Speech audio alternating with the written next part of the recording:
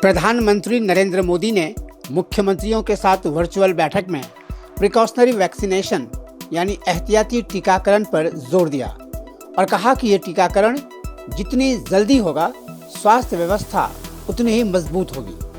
उन्होंने ये भी कहा कि कोरोना रोकने के उपाय स्थानीय स्तर पर ही करने होंगे और केंद्र इस मामले में तमाम राज्य सरकारों को भरपूर मदद करेगा।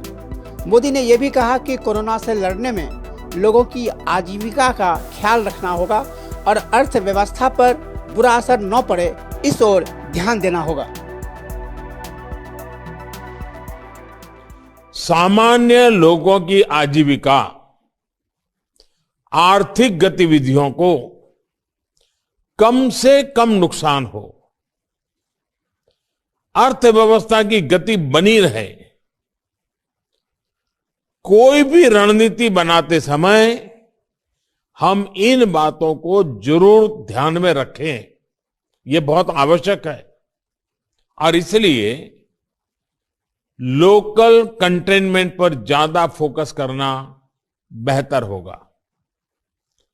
जहां से ज्यादा केस आ रहे हैं, जहां ज्यादा से ज्यादा और तेजी से टेस्टिंग हो, ये सुनिश्चित करना भी आवश्यक है।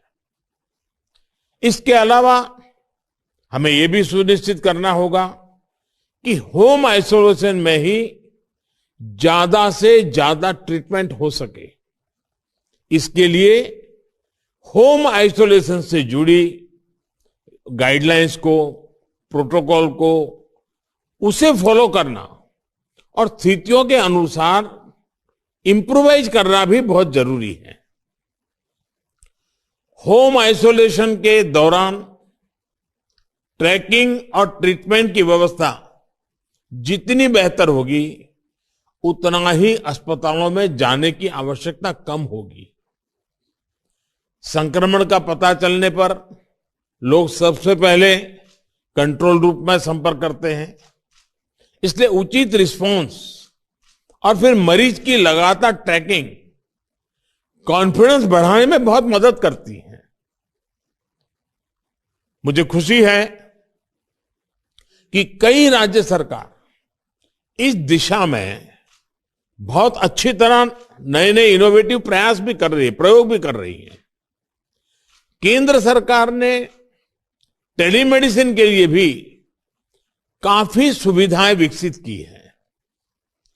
इसका ज्यादा से ज्यादा उपयोग कोरोना संक्रमित मरीजों को बहुत मदद करेगा।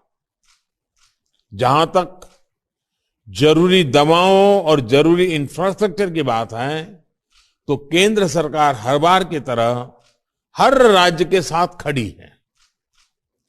5-6 महीने पहले 23,000 करोड़ रुपए का जो विशेष पैकेज दिया गया था, उसका सदुपयोग करते हुए अनेक राज्यों ने हेल्थ इंफ्रा को सशक्त किया है।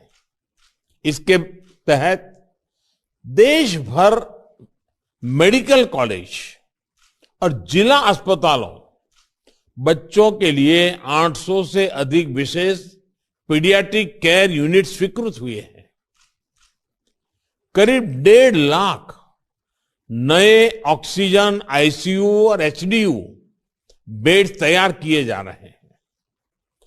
5,000 से अधिक विशेष एम्बुलेंस और 950 से अधिक liquid medical oxygen storage tank की कैपेसिटी जोड़ी है। इमरजेंसी इंफ्रास्ट्रक्चर की कैपेसिटी को बढ़ाने के लिए ऐसे अनेक प्रयास हुए हैं, लेकिन हमें इस इंफ्रास्ट्रक्चर का विस्तार करते रहना है। कोरोना को हराने के लिए हमें अपनी तैयारियों को कोरोना के हर वेरिएंट से आगे रखना होगा।